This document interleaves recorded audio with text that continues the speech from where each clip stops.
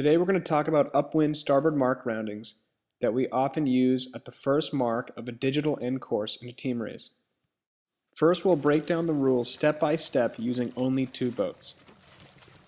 Approaching the mark here, Jensen is clear ahead of Max and enters a two-boat length circle clear ahead. At this point, only two rules apply, Rule 12 and Rule 18.2b. As Max sails to leeward of Jensen, Rule 12 turns off, and Rule 11 and Rule 17 turn on.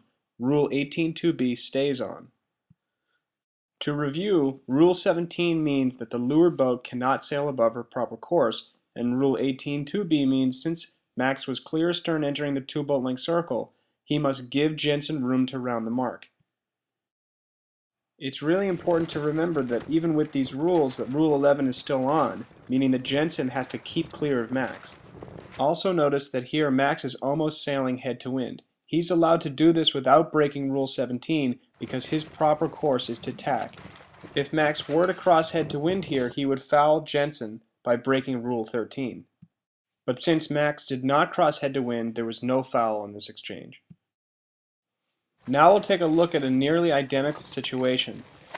Max is sailing from clear stern and sails to leeward of Jensen. Rule 18.2b is on, and he has to give him room to round the mark. The difference between this situation and the last one is instead of tacking, Jensen decides to hold out as long as he possibly can as the windward boat. By doing so, he slowly drifts down into Max, and eventually there's contact. This is not a crystal clear situation, and different judges may make different calls. If I were judging this situation, I would call a red flag on Jensen. I would make this call because it is clear that Max gave adequate room to Jensen to round the mark. Therefore, the foul happens because of the windward-leeward situation. Jensen is a windward boat and must keep clear of Max, which may include Jensen tacking out to keep clear. If we watch Jensen's rudder, at this point right here, he pulls the tiller towards him and he bears down towards Max. At this point, it tells the judge that Jensen isn't doing everything in his power to keep clear of the leeward boat. Flag on Jensen. Once you practiced understanding the rules with two boats, you can practice with three boats and figure out how to do mark traps and passbacks in a team race. We'll walk through this three-boat situation in slow motion. Here, Prescott and Max, the boat in first and third, are on the same team, and JT, the boat in second, is on his own team. Approaching the mark, Prescott enters the two-boat length circle clear ahead of JT.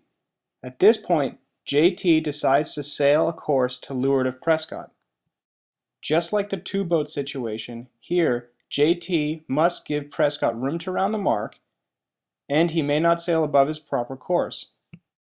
JT does give Prescott room to round the mark, and once he passes the mark, he legally heads up to almost a head-to-wind position.